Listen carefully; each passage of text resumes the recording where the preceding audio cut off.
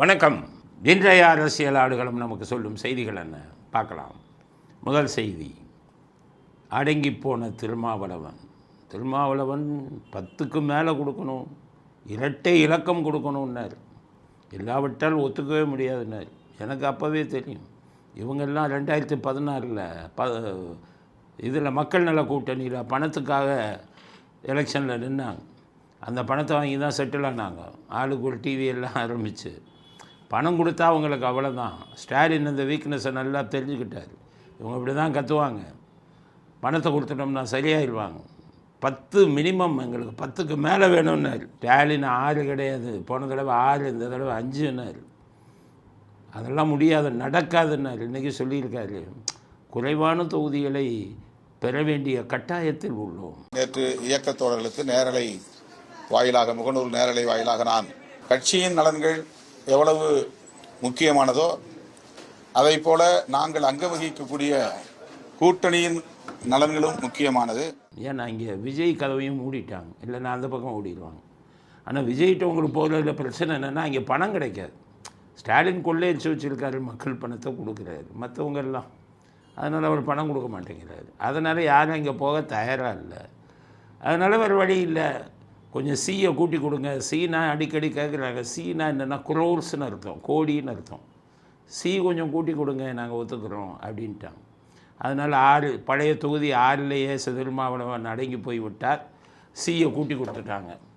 Communist என்ன சொல்லிட்டாங்க, எங்களுக்கும் பழசு 6, 5னா முடியாது அப்படின்னாங்க. அவங்களுக்கு சியை கூட்டி கொடுத்துருக்காங்க. அதனால் கம்யூனிஸ்ட்டும் ஒரு 6ல் ஒத்துக்குவாங்கன்னு நினைக்கிறேன். பழைய 6 வாங்க முன்னே இவ்வளோ கஷ்டமாக போச்சு.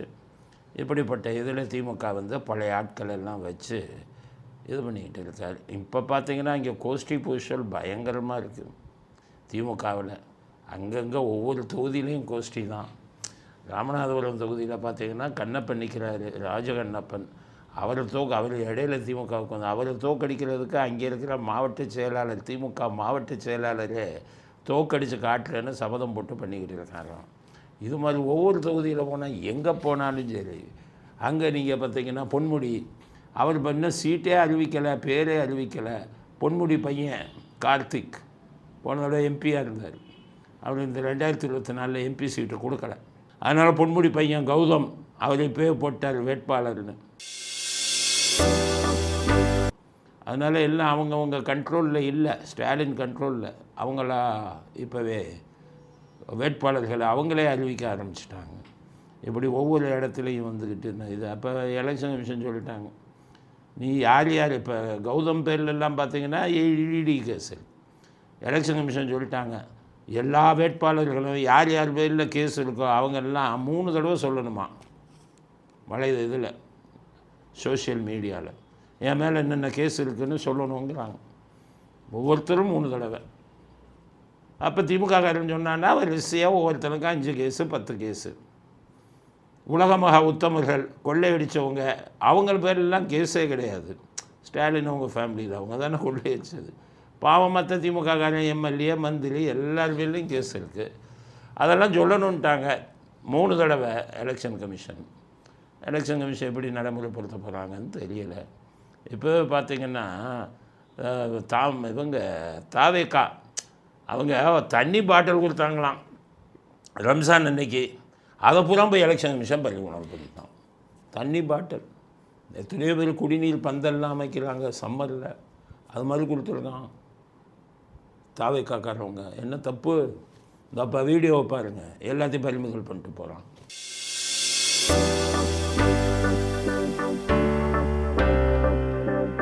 அதே இது பார்த்திங்கன்னா நாமக்கல்லில் திமுககாரங்க பட்டு சேலை ஸ்டாலின் ஃபோட்டோ போட்டு கொடுத்துக்கிட்டு இருக்கான். அதை போய் எலெக்ஷன் கமிஷன் கிட்டக்க போகல. இந்த வீடியோவை பாருங்கள்.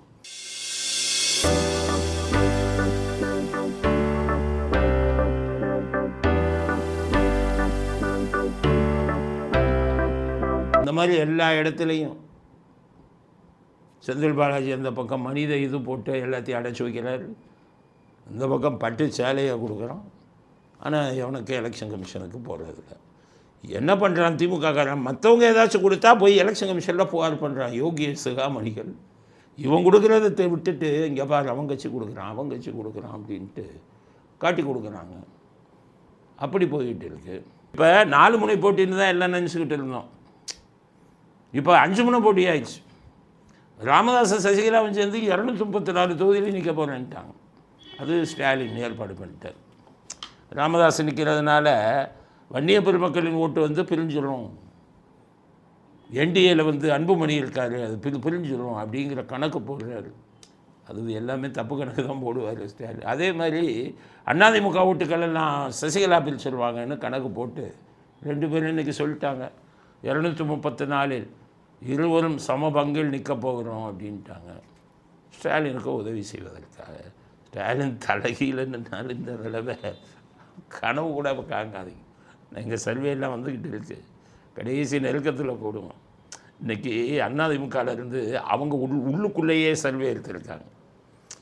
அவங்க வெளியவங்க எடுத்து உள்ளுக்குள்ளே சர்வே எடுத்து எடப்பாடி ரொம்ப குஷி ஆகிட்டாராம். என்னென்னா இவங்களுக்கு எவ்வளவுங்கிறத விட சர்வே என்ன சொல்லுதுன்னா, திமுக மேல் 64% மக்களுக்கு அதிருப்தி இருக்குது, வாக்காளர்களுக்கு அது வந்துருச்சு. ரொம்ப குஷி ஆகிட்டாங்க அதிமுகவில். அதனால் காலி. அப்போ என்ன அதிமுகவில் வரும்னா அது 130 140 வரும்னு வருஷம் வழக்கப்படி. ஆனால் ஒரு உண்மையும் சொல்லிட்டாங்க ஏடிஎம்கே. என்னென்னா சென்னை, வட தமிழ்நாடு, டெல்டா அங்கெல்லாம் வந்து விஜய் கட்சிக்கு தான் அதிக செல்வாக்கு இருக்குது. தென் மாவட்டங்களில் மட்டும் எங்களுக்கு அதிகம் இருக்குன்னு அவங்க உள் சர்வேயில் சொல்லியிருக்காங்க. அதனால் ஸ்டாலின் ரொம்ப தான் இருக்காராம். இவர் எடப்பாடி ஸ்டாலின் காலி. 64% பேர். இன்னும் பாருங்கள், எலெக்ஷன் நெருங்க இறைவன் வாக்காளர்களின் மனதை மாற்றுவான். இந்த கொள்ளைக்கார கூட்டத்தை, சமூக விரோத கூட்டத்தை அரசியலை விட்டு விரட்டுவதற்கு இறைவன் குறி வைத்து விட்டான். பல பேர் வைத்தல் செல்ல இவங்க அழிந்து போய் விடுவார்கள் அப்படிங்கிறது இன்றைக்கி கிடைச்ச ரொம்ப நல்ல செய்தி. இன்னும் போக போக இன்னும் ரொம்ப நல்ல செய்தி வரும். சமூக விரோத கூட்டத்தோட காலியாயிடும். இந்த சமூக விரோத கூட்டத்தை இவங்களே காலி பண்ணுறது போது இந்த காவல்துறை வந்து காலி பண்ணிடுவான் இருக்கு. சமூக இவனுக்கு கிடைக்கிற ஓட்டையும் கிடைக்க விடாமல் பண்ணிடுவான் இருக்கு. நேற்றே சொன்னேன், இது பண்ணி சொன்னேன், அந்த பத்திரிக்கைக்காரங்களை மூளையை யூஸ் பண்ணி அந்த காலத்தில் பண்ணுவாங்க. நீ ஒவ்வொருத்தரும் மேலே என் கேஸை போட்டு அவன் வெளியில் வந்து இன்னும் படுமோசமாக அவங்கள திட்டி ஸ்டாலினுக்கு விடுகிற ஓட்டையும் கருத்து விட்டுறாங்க இந்த இவங்க காவல்துறை அதிகாரிகள்னு சொன்னேன். இன்றைக்கி என்ன கூத்து பண்ணியிருக்காங்க, அவர் சவுக்கு சங்கர் வந்து இப்போ எங்கே இருக்காருன்னு தெரியலை. அவர் ஏன் பதுங்கி இருக்காருன்னு எல்லாருக்கும் சொல்கிறேன். இவங்க ஜாமீன் ரத்துன்னு போட்டிருக்காங்க. இன்னும் வந்து அதில் தீர்ப்பு சொல்லலை. அதனால் எனி டைம் ஜாமீன் ரத்து அப்படின்னு சொல்லிட்டா இதுக்குன்னே உட்காந்துருக்கான். நம்ம சென்னை மாநகர காவல்துறை வேறு வேலையே பார்க்குறது சவுக்கு சங்கர் வேலை தான். ரெடியாக அவர் வீட்டை சுற்றிக்கிட்டே இருக்கான். ரத்துன்னா உள்ளே போய் கைது பண்ணணும். நாட்டில் ரொம்ப முக்கியம் பாருங்கள். போலீஸ் ஸ்டேஷனுக்கு கூட்டிகிட்டு போகிறவனெல்லாம் பணமாக தூக்கிட்டு வராங்க. அதை கேட்குறதுக்கு துப்பு இல்லை. 17 வயசு பொண்ணெல்லாம் அடித்து பானபங்கப்படுத்தி கொலை பண்ணுறான். அதுக்கு அண்டை பிடிக்க துப்பு இல்லை. இதை என்னடா சவுக்கு சங்கர் வந்து எப்படா அந்த ஜாமீன் ரத்தாகும். காவல்துறைக்கு சொல்கிறேன், ஒரு வழக்கு தலைகீழ நின்னாலும் ஜாமீன் ரத்தாகாது. சும்மா பண்ணாதீங்க. உங்களெல்லாம் சட்டமும் தெரியாது, ஒன்றும் தெரியாது. எதுவும் ரத்து பண்ண முடியாது, ரத்தாகாது. இப்போ இன்றைக்கி என்ன பண்ணியிருக்காங்க, சவுக்கு சங்கர் அங்கங்கே பேசுகிறாரு, எங்கேயோ வெளியில் இருந்துட்டு. அதை எடுத்து மற்ற யூடியூப்புகளை போட்டான். அந்த யூடியூப்புங்களுக்கு பூரா நோட்டீஸ் இன்றைக்கி சம்மன் அனுப்புகிறான் காவல்துறையில். எல்லோரும் சம்மனை பார்த்து பயந்துட்டாங்க. ஒரு சில யூடியூப்புங்களில் போயிருக்காங்க. போனால் என்ன சொல்லியிருக்கான், ஏன் சவுக்கு சங்கர் வீடியோ போட்ட உன்னுடைய இதில் எல்லாத்தையும் எடுத்துரு, இல்லைன்னா உன்னையும் உள்ள தள்ளிடு. இன்னமும் உள்ள தள்ளுறதுவீங்க, இன்னமும் இவங்க இல்லை தான் நான் அதிகாரமே இருக்குன்னு நினச்சிக்கிட்டு இருக்காங்க. பல தடவை சொல்லியிருக்கேன், நல்லா புரிஞ்சுக்கங்க. காவல்துறைக்கு சட்டம் எவ்வளவு அதிகாரத்தை கொடுத்துருந்தது தெரியுமா? காவல்துறை நினச்சா யாரை வேணாலும் கைது பண்ணலாம். சட்டம் என்ன சொல்லுது, 24 மணி நேரம் அதுக்குள்ளே நீ வந்து கோர்ட்டில் கொடுக்கணும்னு சொன்னது. முன்னாடியெல்லாம் காவல்துறை என்ன பண்ணால், சனி ஞாயிறு லீவ் இல்லை, அப்போ சனி ஞாயிறு கோர்ட்டு லீவுன்ட்டு பிடிக்காதவனெல்லாம் பணம் லஞ்சம் வாங்கணும்னு யாரை நினைக்கிறானோ அவனெல்லாம் வெள்ளிக்கிழமை நைட்டு போய் பிடிச்சிட்டு வந்துடுவான். அப்போல்லாம் காவல்துறை காவல் நிலையத்தில் லாக்கப்புன்னு வச்சுருந்தான். இந்த லாக்கப்பில் எப்படி பண்ணுவான்னா, ஜெயிலுக்கு போனால் கூட உங்களுக்கு வந்து ட்ரெஸ்ஸோடு தான் விடுவான், உடையோடு தான். காவல்துறை லாக்கப்பில் என்ன பண்ணுவான் தெரியுமா?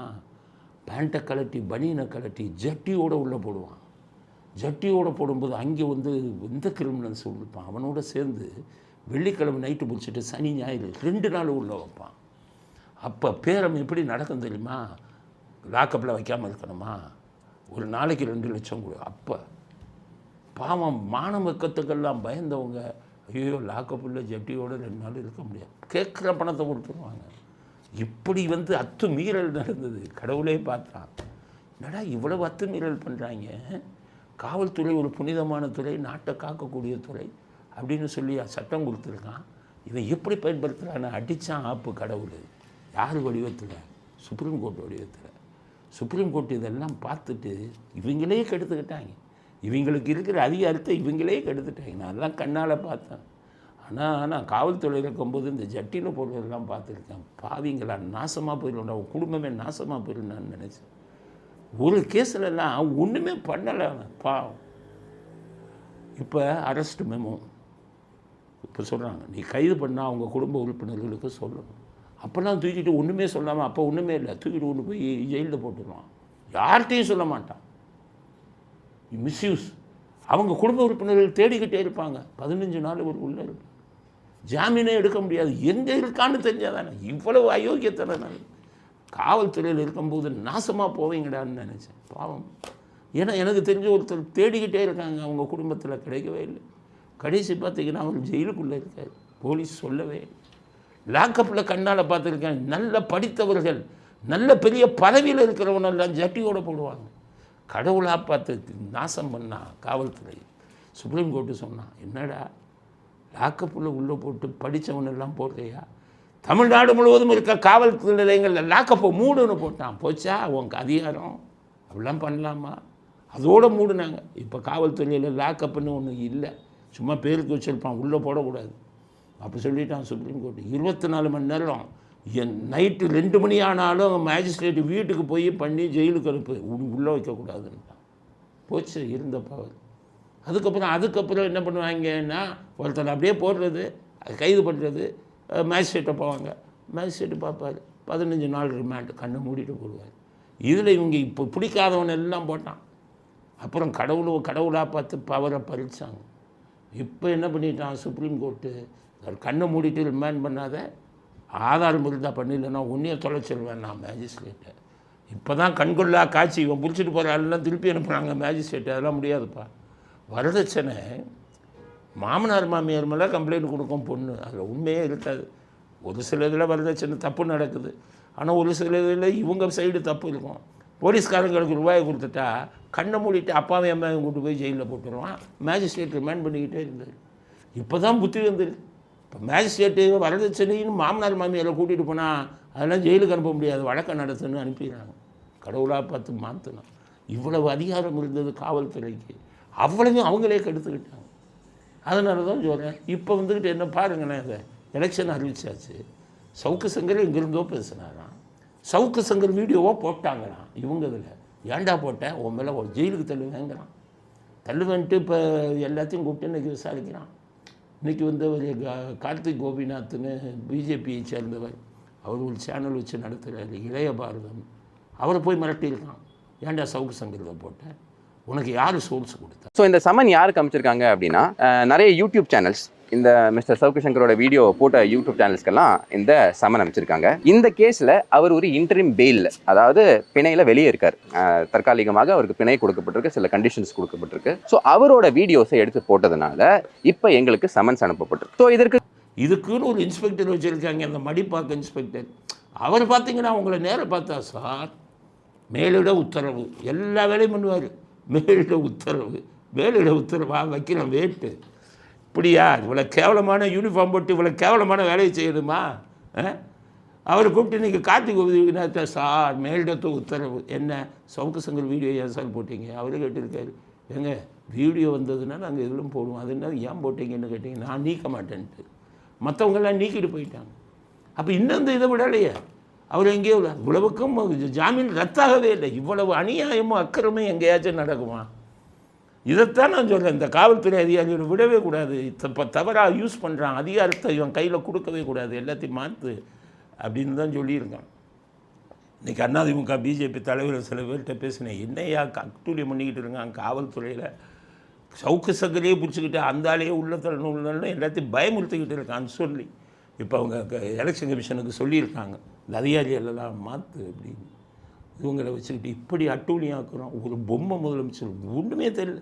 ஸ்டாலினுக்கு என்ன ஒரு 5 வருஷம் முதலமைச்சராக இருந்து ஒன்றுமே தெரியல. அதிகாரி பூரா தப்பாக நடந்துக்கிட்டு உங்கள் பேரை கெடுக்கிறான், உங்களுக்கு விழுகிற ஓட்டையும் கெடுக்கிறான், பத்திரிகை மீடியாவை பூரா உங்களுக்கு எதிராக திருப்புறான். அவன் எல்லாம் உங்கள் மேலே கோபமாக இருக்கான், மீடியாவை இப்படி அடக்கிறாங்கன்னு. இவ்வளவையும் அதிகாரிகள் செஞ்சுக்கிட்டு இருக்கான், வேடிக்கை பார்த்துக்கிட்டு இருக்கீங்களே ஸ்டாலின். நீங்களே அந்த அதிகாரிகளை தூக்கி அடிங்க, மாற்றுங்க. இதுதான் அவங்க வேலையா? சட்டம் ஒழுங்கை பார்க்குறதுக்கு நாதி இல்லை. அதனால இந்த சவுக்கு சங்கர் கேஸை பார்த்தீங்கன்னா இன்னும் தலை சுற்றுது. இவங்க இன்னுமே திருந்தவே இல்லைன்னு நான் எல்லாருக்கும் சொல்கிறேன். சவுக்கு சங்கர் விஷயமா மீடியாவுங்களுக்கெல்லாம் அமித்ஷாவுக்கு இந்த அதிகாரிகள் மேலே புகார் வச்சு அனுப்புங்க. இந்த மடிப்பாக்கம் போலீஸ் ஸ்டேஷன் இன்ஸ்பெக்டர் மேலேயும் எல்லாமே புகார் அனுப்புங்க. நான் ஒவ்வொரு புகாரையும் ஒவ்வொருத்தர் அதிகாரி மேலேயும் பேசி பதிவு செஞ்சுருக்கேன். ஒரு டெப்புட்டி கமிஷனரு அங்கே வந்து கோர்ட்டில் வந்து தமகர் காப்பில் ஜெயிலில் தடுறது கேவலம் இல்லையா? எதுக்கையா யூனிஃபார்ம் போட்டு எல்லார் மேலேயும் நான் வழக்கம் போட போகிறேன், அவங்களை இழுக்க போகிறேன். கவர்மெண்ட்டு போட்டு வச்சுருக்கேன். உங்களுக்கும் சொல்கிறேன், யூடியூபர்ஸ் எல்லாருமே அமித்ஷாவுக்கு இந்த மாதிரி அட்டூழியங்களை இங்கே இருக்கும் காவல்துறை அதிகாரிகள் பண்ணுறாங்கன்னு என்கொயரி வைக்க கேளுங்க. அதுக்கு தான் நான் அசோசியேஷன் நான் பண்ணி வச்சுருக்கேன். அசோசியேஷன்னு நான் எதிலேருந்து கம்ப்ளைண்ட் அனுப்பிக்கிட்டே இருக்கேன். இப்போ அதிகாரிகள் பேர் போட்டு ஒவ்வொன்றையும் வழக்காக தான் போட போகிறேன். அது அவங்கள விடவே மாட்டோம். ஆனால் உங்களுக்கும் நீங்கள் பாதுகாக்கணும்னா நீங்கள் இதை பண்ணுங்கள். ஜேர்னலிஸ்ட்டு பூரா ஒன்றா சேருங்க, மீடியா பர்சன்லாம் ஒன்றா சேருங்க. சேர்ந்து புகார்களை Amit Shah home secretary, home minister 2 பேர்த்துக்கும் அதிகாரிகள் பேர் சொல்லி இப்படி அத்துமீறாங்கன்னு அனுப்புங்க. அப்போ தான் இவர்களுக்கு தண்டனை வாங்கி கொடுக்க முடியும். இன்னும் அத்துமீறல் இப்படி நடந்துக்கிட்டு இருக்குது. சவுக்கு சங்கர் சொல்லி பயமுறுத்திக்கிட்டு இருக்காங்க. அவர் எங்கே இருக்காருன்னு தெரியல. அவரை கைது பண்ணுறதுக்கு அவங்க வீட்டை சுற்றி போலீஸை வச்சுக்கிட்டே இருக்காங்க. அந்த ஒவ்வொரு இதுலேயும் அந்த ஃப்ளாட்டிலெல்லாம் போலீஸ் சுற்றிக்கிட்டு இருக்கான். லேண்ட் ஆர்டரை விட்டுட்டான், நாட்டில் நடக்கிற இதெல்லாம் விட்டுட்டான். சவுக்கு சங்கரை பிடிக்கணும். இதுதான் அவங்க ஒன் அஜெண்டா, ஒரே அஜெண்டா இதுதான் அப்படின்னு. அதனால் இவங்க மேலே சம்மன் கொடுத்த யூடியூபர்ஸ் மேலே சம்மன் கொடுத்த காவல்துறை அதிகாரிகளை கடுமையாக கண்டிக்கிறோம். நான் என்னுடைய அசோசியேஷன்லேருந்து இவருக்கு எழுத போகிறேன், இப்படியெல்லாம் அத்துமீறாங்க. யூடியூபர்ஸ் அசோசியேஷன்லேருந்து நிறைய புகார்கள் போயிருக்கு, இனி போகும். அந்த சம்மந்தப்பட்ட யூடியூபர்கள்லாம் சொல்கிறேன், நீங்களும் புகார் அனுப்புங்க. கார்த்திக் கோபிநாத்துக்கு சொல்கிறேன், புகார் அனுப்புங்க. சம்மந்தப்பட்ட அதிகாரிகள் பேரை போட்டு புகார் அனுப்புங்க. அப்போ தான் அவங்க வந்து திருந்துவான் அப்படிங்கிறது முதல் கட்ட. அடுத்தது கனிமொழி. அவங்க என்ன பண்ணியிருக்காங்க, நிறைய இடத்துல இவங்க பேருக்கு விருப்ப மனு கொடுக்க சொல்லி அவங்களே சொல்லியிருக்காங்க. நிறைய தொகுதிகளில் விருப்ப மனு கொடுத்துட்டாங்க கனிமொழி பேரை போட்டு. இப்போ வந்து கனிமொழி என்ன பண்ணிட்டாங்க, தூத்துக்குடிக்கும் கொடுத்துட்டாங்க. இப்போ ஆதரவாளர்கள் மத்தியில் பேசிட்டு தூத்துக்குடியில் நிற்கணும் அப்படின்னு முடிவு பண்ணிட்டாங்க. ஆனால் அண்ணன் வந்து ஏதோ சும்மா பேருக்கு கொடுத்துருக்கு தங்கச்சின்னு நினச்சிட்டார். அதனால் அன்பு தங்கை என்ன பண்ணாங்க, அண்ணனை போய் பார்த்து நேரையே கேட்டுருவோம் அப்படின்ட்டு நேற்று முந்தானாலும் நேராக போயிருக்காங்க. அண்ணன் என்னம்மா விஷயம்னு, அதான் நான் எம்எல்ஏ சீட்டில் நிற்கலான்னு பார்க்குறேன் அப்படின்னு. அதனால் எனக்கு தூத்துக்குடி கொடுங்க. நீ தான் எம்பியாக இருக்கியம்மா, எனக்கு ரொம்ப வலதுகரமாக இருக்கணுமே, நீ டெல்லியில் நடக்கிற விஷயமெல்லாம் நீ தானம்மா பார்க்கணும், நீ இங்கே வந்துட்ட அப்படி. அண்ணே அந்த வேலையெல்லாம் வைக்காதீங்க, டெல்லியில் வந்து என்னை வச்சு தான் பார்க்கணுன்னு சொல்கிறீங்களே ஒழிய உங்கள் சபரீசனை வச்சு தான் டெல்லி விஷயத்தெல்லாம் பண்ணிக்கிட்டு இருக்கீங்க. டெல்லியிலே என்னை டம்மி ஆக்கிட்டீங்க. அப்படின்னா நான் இதுக்கு வந்துடுறேன், எங்கே மாநில அரசியலுக்கு வந்துடுறேன் அப்படிங்கிறான். அதனால் அவர் என்ன பண்ணியிருக்காரு, பதிலே சொல்லணும். என்னென்ன பதில் சொல்ல மாட்டேங்கிறீங்கன்னா அடுத்த டாப்பிக்கு போகிறாரு. அதை எப்படி பதில் சொல்லுவார்? கிச்சன் கேபினெட் விடுவாங்களா? உதயநிதியை வச்சுக்கிட்டு அடுத்த வாரிசு உதயநிதினு துணை முதல்வர் ஆக்கியிருக்காங்களே. கனிமொழி இங்கே எம்எல்ஏ ஜெயிச்சு வந்தாங்கன்னா அடுத்த எலெக்ஷனில் உதயநிதியை துணை முதல்வர் ஆக்க முடியாது. அதனால் அவங்க கிச்சன் கேபினெட்லேருந்து சொல்லிட்டாங்களாம், தங்கச்சி கொண்டு வர வேலை வச்சிங்கன்னா நடக்கிறதே வேலை, நம்ம பையன் வரணும்ட்டாங்களாம். ஆனால் பையனே ஒரு மேலே கோபமாக இருக்காராம் ஸ்டாலின் மேலே. ஏன்னா பையன் ஒரு பெரிய லிஸ்ட்டு கொடுத்துருக்கு, 40 எம்எல்ஏக்கள் லிஸ்ட்டு. உடனே ஸ்டாலின் என்ன பண்ணிட்டாரே, பையன் கொடுத்த லிஸ்ட்டு.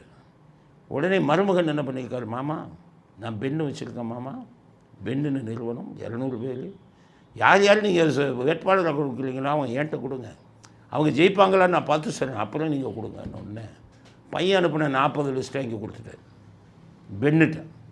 அவருக்கு நான் இப்போ திட்டம் போட்டு அடிக்கிறார் சபரீசன். இவர் கொடுத்த அத்தனை லிஸ்ட்டையும் இவங்கெல்லாம் நின்னா ஜெயிக்க மாட்டாங்கன்னு கொடுத்துட்டார், உதயநிதி கொடுத்தார். அதனால் இப்போ ஸ்டாலின் என்னடா பையன் பிரச்சனை பண்ணுவானே, மருமகன் ஜெயிக்க மாட்டாருங்கிறாங்களே அப்படின்ட்டு அவங்களுக்கு சீட்டு கொடுக்கணுமான்னு யோசிக்கிறாராம். இது பயங்கர கோபம் வந்துருச்சு உதயநிதி. அப்பா இப்போல்லாம் மருமகனுக்கு தான் அதிகம் இது கொடுக்குறாருன்னு அவரும் கோபத்தில். அதனால் அரசியல் உள்ளுக்குள்ளே வெடிச்சுக்கிட்டு இருக்குது. அப்பாவுக்கும் பையனுக்கும், மருமகனுக்கும் பையனுக்கும் மிகப்பெரிய அளவில் வெடிச்சுக்கிட்டு. ஆக கனிமொழி வேறு நான் இங்கே வருவேங்கிறாங்க. ஸ்டாலின் எப்படி சமாளிப்பாரோ பார்ப்போம். இதுக்கிடையில் ஆளுங்கட்சியை சேர்ந்த கனிமொழி தான் எம்எல்ஏ ஆகணும்னா திருமாவளவன் வேலைச்சேரிக்கு விருப்பம் கொடுக்கும். அவங்க ஆளுங்களை வச்சு 6 சீட் வாங்குறாங்கல்ல வேலைச்சேரி அப்படின்னு அவரை கொடுக்க வச்சுருக்காங்க. அவரும் எம்பி. இந்த எம்பியாக இருக்கிறவங்கெல்லாம் எம்எல்ஏக்கு ஏன்ப்பா ஆசைப்படுறாங்க அப்படின்னு பார்த்தீங்கன்னா, ஒரு காலத்தில் எல்லோரும் எம்பிக்கு தான் ஆசைப்படுவாங்க. இப்போ திமுக இவங்க திமுக காங்கிரஸ் கூட்டணி அங்கே இருந்து கொள்ளையடிச்சாங்கல்ல, இந்த இதில் 2Gயில் கொள்ளையடிச்சாங்க 2 பேரும் கூட்டணி திமுக காங்கிரஸ். அப்போ தான் 2Gயில் கோடிக்கணக்கான லட்சக்கணக்கான கோடி அண்ணா அறிவாலயத்தில் சுட்கேஸாக நிறந்தது. அப்போ கருணாநிதி சொன்ன வார்த்தை, அவங்க ரொம்ப பக்கத்தில் இருப்பாங்கள்ல, அவர் துச்சாதனன் அவரெல்லாம் பக்கத்தில் இருந்தோம். அவங்ககிட்ட சொன்னாராம், என்னுடைய அரசியல் வாழ்க்கையில் இப்போ 50 வருஷத்தில் நான் சம்பாதிக்காததை மத்திய அரசியலுக்கு போன ஒரு 2-3 வருஷத்தில் சம்பாதிச்சிட்டோம், மத்திய அரசாங்கத்தில் கொட்டி கிடக்குன்னார். அதனால் அந்த டைம் பார்த்திங்கன்னா காங்கிரஸ் ஆட்சி இருக்கும்போது எல்லோரும் எம்பி ஆகணும்னு ஒன்றா மந்திரி கிடைக்கும், இல்லை மந்திரிகிட்ட ரெக்கமெண்டேஷன் சொல்லி கொள்ளையடிக்கலாம் அப்படி. இப்போ அங்கே ஆட்சி போனதுக்கப்புறம் இங்கே வந்துக்கிட்டு ஸ்டாலின் வர்றதுனால இப்போ எம்எல்ஏக்கு வந்தால் தான் சம்பாதிக்க முடியும். ஸ்டாலின் வந்தாருன்னா எம்எல்ஏ ரெக்கமெண்டேஷனில் சம்பாதிக்கலாம் அப்படின்னு இவருக்கும் ஆசை வந்துருச்சு, திருமாவளவனுக்கு. கனிமொழிக்கும் ஆசை வந்துருச்சு, இங்கே வந்தால் மந்திரியாகி கொள்ளையடிக்கலாம். ஏன்னா எல்லாம் சிங்கப்பூர் தானே, பையனும் மகனும் சிங்கப்பூர் சிட்டிசன் ஆகி அங்கே தானே இருக்காங்க. இவங்க மட்டும் பேருக்கு இங்கே சிஐடி காலனியில் இருக்காங்க இதுக்கு. அதனால் இங்கே நல்லா கொள்ளையடிக்கலாம் அப்படின்னு கொள்ளையடிக்கிறதுக்காகவே இந்த திமுக கூட்டணி திட்டமிட்டுக்கிட்டு இருக்குது. இது கனிமொழி எம்எல்ஏ ஆகிறாரா, முதல்ல திமுக ஜெயிக்குதா, கனிமொழி எம்எல்ஏ ஆகிறாரா, எம்எல்ஏ ஆனாலும் மந்திரி ஆகிறாரா. அதனால் எலெக்ஷனுக்கு முன்னாடி ஒரு பெரிய குடும்ப சண்டை இருக்குது அப்படிங்கிறது இப்போவே தெரிய வந்துச்சு. இதுக்கிடையில் குடும்பத்தில் குழப்பத்தை உருவாக்குற ஸ்டாலின் கிறிஸ்தவர்கள் மத்தியில் போய் ஒரு குழப்பம். இப்போ தான் என்ன ஆயிருக்குன்னா, விஜய் என்ன சொல்கிறாங்க, எங்களுக்கு அப்படி திட்டமே இல்லைங்க, பாஜகவோட கூட்டணி வைக்கணும், என்டிஏயில் கூட்டணி வைக்கணும் திட்டமே இல்லை, இவங்களாக கிளப்பி விட்றாங்கன்னு ஒன்று. அவங்க என்டிஏலையும் பார்த்தாங்க, நம்மகிட்ட விஜய் பேசலையே, பவன் கல்யாணம் விஜய்கிட்ட பேசலையே, அப்போ அந்த என்டிஏவோட விஜய்க்கு கூட்டணின்னு கிளப்பி விட்டது யாருன்னு விசாரின்னா ரிப்போர்ட் ஸ்டாலின் தான் கிளப்பி விட்டார். ஸ்டாலின் ஏன் கிளப்பி விடணும் அப்படின்னா, கிறிஸ்தவர்கள் ஓட்டு விஜய்க்கு விழுகுது, அவர் பாஜக என்டிஏ கூட்டணியோட சேர போகிறாருன்னு கிளப்பி விட்டுட்டா கிறிஸ்தவர்கள்னால் அவர் மேலே கோபமாகி நமக்கு ஓட்டு போடுவாங்கங்கிற ஒரு கீழ்த்தரமான அரசியல் வேலை பண்ணியிருக்காரு. இவர் தான் பொருளையை கிளப்பி விட்டுருக்காரு அப்படின்னு சொல்லி. அதனால் இப்போ போய் ஒவ்வொரு சர்ச்சிலையும் போய் திமுக காரங்கள்லாம் போய் பார்த்தீங்களா, விஜய் என்டிஏ கூட்டணியோட செயல்பட்டார், இப்போ அவர் இப்போ நிறுத்திட்டார், எலெக்ஷனில் ஜெயிச்சா சேருவார், அவருக்காக ஓட்டு போட போகிறீங்க, எங்கள் சமூக விரோதிகள் நாங்கள் கொள்ளையடிப்போம், ஆனால் நாங்கள் பாஜகவுக்கு எதிரி. அப்போ நீங்கள் சமூக விரோதிகள் கொள்ளையடிக்கிறோங்கிறதுலாம் நீங்கள் பார்க்கக்கூடாது, பாஜகவுக்கு விரோதி. அப்போ நீங்கள் என்ன பண்ணணும், எங்களுக்கு தான் ஓட்டு போடணும், விஜய்க்கு ஓட்டு போடாதீங்கன்னு கிறிஸ்தவர்களுக்கு சர்ச்சில் போய் கேன்வாஸ் பண்ணுறோம். இப்படி தான் இதே மாதிரி தான் பண்ணோம் 1996 இதே மாதிரி சர்ச்சுகளில் போய் எல்லாம் கேன்வாஸ் பண்ணோம். அவர் இறந்து போயிட்டார், அந்த பாதிரியார்னு ஒருத்தர் இருப்பார், சர்க்குணம், அவரெல்லாம் என்ன பண்ணார் கண்ணால் பார்த்தோம். 96 ஜெயலலிதா அவர்களுக்கு எதிராக கருணாநிதி சரி செய்து இது பண்ணும்போது இவங்க இதுதான் பண்ணாங்க. ரஜினிகாந்த் அந்த பக்கம் குரல் கொடுக்க வச்சுட்டு மூப்பனார் இவங்களை சேர்ந்து நின்று சூரியன் உதயசூரியன் திமுகவுக்கு சைக்கிள் சின்னம், மூப்பனாருக்கு காங்கிரஸுக்கு வச்சு இந்த சர்க்குணம்ங்கிற பாதிரியார் ஒவ்வொரு இதுலேயும் போய் சர்ச்சில் சாமி கும்பிட்டுட்டு இருப்பாங்க. சூசை அப்படின்னா கிறிஸ்தவர்களோட ஒரு இது. எல்லாத்துலேயும் போய் சூசைன்னு சொல்லணும். அவங்களுக்கு கிறிஸ்டின்ஸுக்கு புரியலன்னு சூரியன் சைக்கிள் சூசை இப்படி போய் சர்ச்சுகளை பூரா வந்து அரசியல் மையங்களாக்கி கன்வர்ஸ் பண்ணாங்க 1996 பொய்யையும் புரட்டையும் சொல்லி. ஆக ஜெயிச்சாங்க. இப்போ அதே மாதிரி விஜய்க்கு இந்த இதை விழுந்துடக்கூடாதுன்னு சொல்லி அவர்கள் மத்தியில் பொருளிய கல்வான கிறிஸ்டின்லாம் படித்தோம். கவர்மான கிறிஸ்தவர்களுக்கு சொல்கிறேன், இயேசுவை கும்பிட்றவங்க நீங்கள் ஒரு கன்னத்தில் இறைந்தால் மறு கன்னத்தை திருப்பி காட்டணும். எல்லாம் ரவுடி பயிலுக கட்சிக்காரன் பூரா பாலியல் பலாத்காரத்தில் ஈடுபடுறான், பிரியாணி கொடுக்குறவனை அடிக்கிறான். அவங்க இயேசு கிறிஸ்து கொள்கைக்கு எதிரானவன், நாட்டை கொள்ளை அடிக்கிறான். ஸோ கிறிஸ்தவத்துக்கு எதிரான ஒரு விஷயத்தை செய்கிற இந்த சமூக விரோத கூட்டத்துக்கு நீங்கள் ஓட்டு போடணுமா யோசிச்சு. உங்களை பிரெயின் வாஷ் பண்ணுவான், விஜயை காமிச்செல்லாம் பிரெயின் வாஷ் பண்ணுவான். சுதாரிங்க. இந்த மாதிரி அங்கே போய் இதை கிளப்பி விட்டான் இஸ்லாமியர்கள் மத்தியில், இப்போ கிறிஸ்தவர்கள் மத்தியில். இப்போ இந்த கமலஹாசன் ரசிகர்கள் ரஜினிகாந்த் ரசிகர்களை எப்படி ஏமாத்துறதுன்னு அது ஒரு பிளான் போட்டான். ஃப்ராடு. எப்படின்னா கமலஹாசனை முதலே கையில் போட்டாங்க.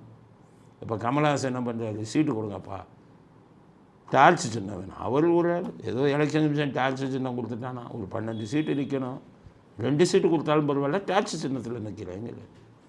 இப்போ கொடுக்க போகிறாங்க, நீ நின்றுக்கையா 2 சீட்டு ஏன் கொடுக்க போகிறாங்க?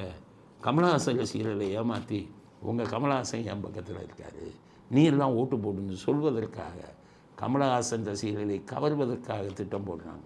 கமலஹாசன் ரசிகர்களுக்கு சொல்கிறேன், நாட்டை பாருங்கள், மனசாட்சி இருக்குல்ல உங்களுக்கு, கடவுளை கும்பிட்றீங்க இல்லை, கண்ணை மூடிட்டு இவங்க செஞ்ச வேலையெல்லாம் பாருங்கள். இப்படிப்பட்ட ஒரு சமூக விரோத கும்பலுக்காக நீங்கள் ஓட்டு போட போகிறீங்க. கமலஹாசன் அந்த பக்கம் சேர்ந்தால் நடிப்பு வேறு, நீங்கள் ரசிகர்களாக இருந்தது வேறு.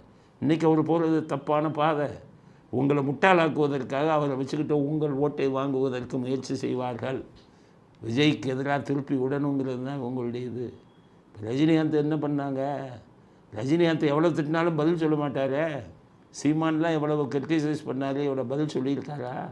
இந்த ஒரிஜினத்துக்கு ஸ்டாலினே ஃபோன் பண்ணி பதில் கொடுங்கன்னு சொல்லி அவரை தொந்தரவு பண்ணி நச்சரிச்சிருக்காங்க. இவங்களுக்கு பயந்துக்கிட்டு தான் அவர் பட்டம் படாமலே ஒரு பதில் சொல்லிட்டார்.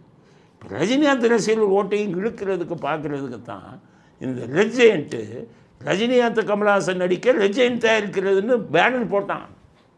அதனை உடனே தயாரிக்க போகிறான். முதல்ல சுந்தர் சி தான் அதை டைரக்ட் பண்ணுறதா இருந்தது. அதுக்கப்புறம் கமலஹாசன் வேறு ஒரு டைரக்டரை கூப்பிட்டு கதை கேட்டார். எலெக்ஷனில் இவங்க 2 பேர் போட்ட வாங்கணும்ப்பா, இந்த படத்தை நம்ம எடுக்கிறவனு அறிவிப்பு விடு. இன்னும் படமே ஆரம்பிக்கலை. படம் 2027 தான் ஷூட்டிங் ஆரம்பிக்க போகுது. ஆனால் இப்போ போட்டான் பாருங்கள் ஒரு வீடியோவை, 2 பேர் சேர்ந்துற மாதிரி. எதுக்கு? ரஜினிகாந்த் ரசிகர்களையும் கமலஹாசன் ரசிகர்களையும் ஓட்டை ஏமாற்றி வாங்கணும். ஏதோ நம்ம ரெஜெயின்ட் எடுக்குதுப்பா நம்ம தலைவர் படத்தை அப்படின்னு ரஜினிகாந்த் ரசிகர்கள்லாம் ஓட்டு போட்டுருவான். நம்ம தலைவர் படத்தை எடுக்கிறாங்கன்னு கமலஹாசன் ரசிகர்கள்லாம் ஓட்டு போட்டுருவாங்கன்னு உங்கள் 2 பேர்த்தையும் முட்டாளாக்குறதுக்காக 1 வருஷம் கழிச்சு இப்போ எடுக்க போகிற படத்துக்கு இப்போவே ட்ரெய்லர் போட்டான். அந்த படத்தை இவங்க எடுக்கிற ஐடியாவே இல்லை, எலெக்ஷனுக்காக எடுத்தான். அதனால் ரஜினிகாந்த் ரசிகர்களுக்கும் கமலஹாசன் ரசிகர்களுக்கும் சொல்கிறேன், ரஜினிகாந்துக்கு இவர்கள் எந்த நல்ல விஷயத்தையும் செஞ்சதில்லை, பயமுறுத்திக்கிட்டு தான் இருப்பாங்க. இவங்க வந்து திராவிட கூட்டமே திருட்டு கூட்டம், எலெக்ஷன் வந்தால் தான் இது பண்ணுவோம். அதனால் இந்த ரஜினிகாந்த் கமலஹாசனை சேர்த்ததே உங்கள் 2 பேர்த்தை ஏமாற்றி ஓட்டு வாங்கணும்னு தான். நீங்கள் அவங்களுக்கெல்லாம் ஓட்டு போட்டீங்க, கடவுளே உங்களை மன்னிக்க மாட்டார். இவ்வளவு அநியாயம் அக்கிரமம் ஊழல் எல்லாம் பண்ணிக்கிட்டு இருந்து உங்களை ஏமாற்றி எலெக்ஷனில் ஓட்டை வாங்கி திரும்பி வரணும்னு பார்க்குறாங்க. கமலஹாசன் ரசிகர்களே, ரஜினிகாந்த் ரசிகர்களே, உங்கள் நடிகர்கள் இருவரும் அவருக்கு நீங்கள் ரசிகர்களாக இருங்கள். அரசியல் வேறு, சினிமா வேறு. அரசியல் நாட்டை ஆள போகிறவன் யாருங்கிறத முடிவு பண்ணுங்கள். இப்போ எம்எம்எல்ஏ எத்தனை வழக்குன்னு போட சொல்லியிருக்கான் எலெக்ஷன் கமிஷன். இவங்க எம்எல்ஏவா நிறுத்துகிற பேர் எல்லாம் பாருங்கள், எல்லாம் மணல் கடத்தல், எல்லாமே நாட்டை கொள்ளைச்சு, மலையை குடைஞ்சவன், மணலை அள்ளுனவன், மலையை உடைச்சவன், இவன் தான். எல்லாருமேலேயும் வழக்கு இருக்கும். இப்படி ஆளுக்கு இப்படிப்பட்ட கூட்டத்துக்கு ஓட்டு போட போகிறீங்களா? கமலஹாசன் ரசிகர்களே, ரஜினிகாந்த் ரசிகர்களே, உங்கள் இருவரையும் ஏமாற்றுவதற்காக உருவாக்கப்பட்டது தான் கமலஹாசன் ரஜினிகாந்த் சேர்ந்து நடிக்கும் படம். அதை ரெட்ஜெயின்ட் இது பண்ணும், டிஸ்ட்ரிபியூட் பண்ணுங்கிற அறிவிப்பு எலெக்ஷனுக்கு உங்கள் 2 பேர்த்தையும் ஏமாத்துறதுக்காக தான். எலெக்ஷன் முடிஞ்ச உடனே அந்த படமே கைவிடப்பட்டதுன்னு சொன்னாலும் ஆச்சரியப்படுவதற்கு இல்லை அப்படிங்கிறத புரிஞ்சுக்கிட்டு ஓட்டு போடுங்க. கமலஹாசன் ரசிகர்களும் ரஜினிகாந்த் ரசிகர்களும் அப்படிங்கிறது அடுத்த கட்ட கருத்து. இத்துடன் இன்றைய அரசியல் ஆடுகளம் நிறைவு பெறுகிறது. மீண்டும் நாளை புதிய செய்திகளுடன் உங்களை சந்திக்கிறோம். நன்றி, வணக்கம், ஜெயஹிந்த்.